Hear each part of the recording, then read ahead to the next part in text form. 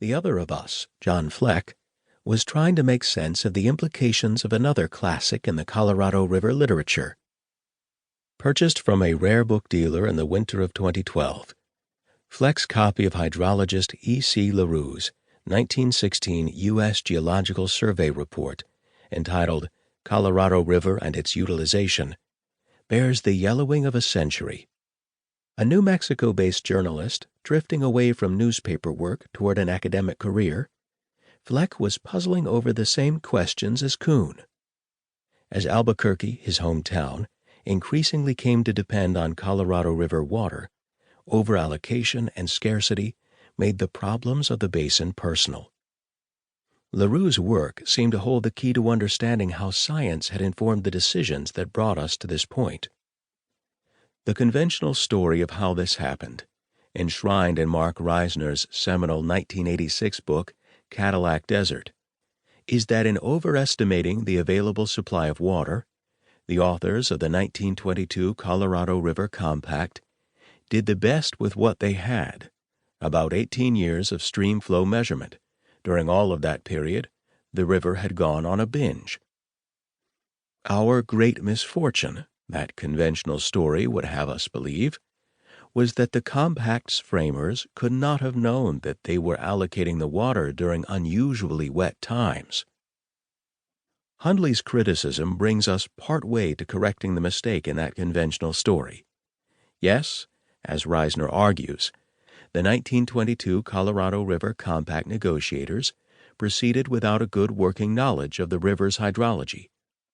Yes, as Hundley argues, the commissioners were profoundly incurious about the question. But the history is more complicated.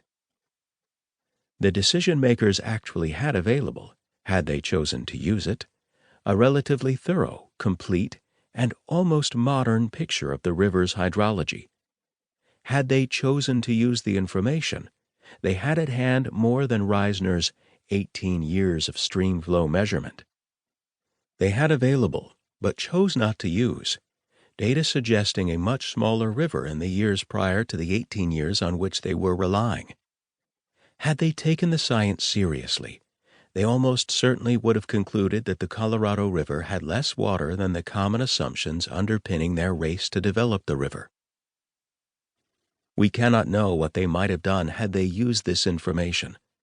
Accepting this science might have left them with a flow too low, and projected drought periods too severe to reach the compromises necessary to carve out the river among the states and develop its waters.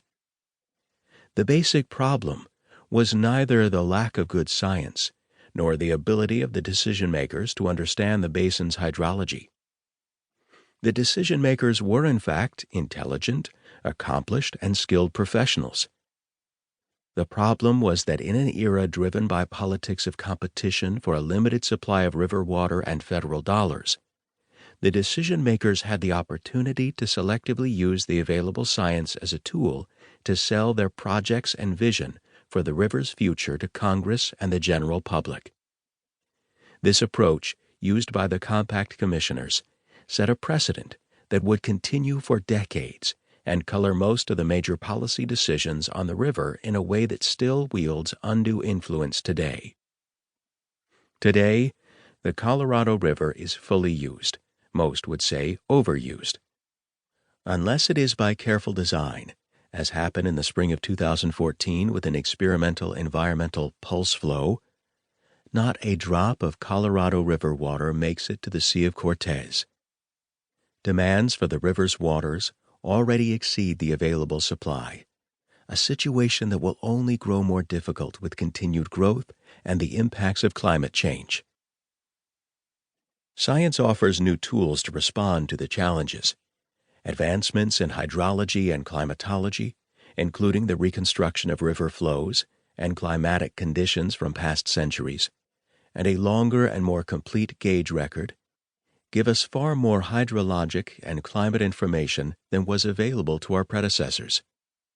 However, because of this wealth of technical data and science, and the nature of the human decision-making process, water agencies still have ample opportunity and political incentive to continue to justify critical decisions by select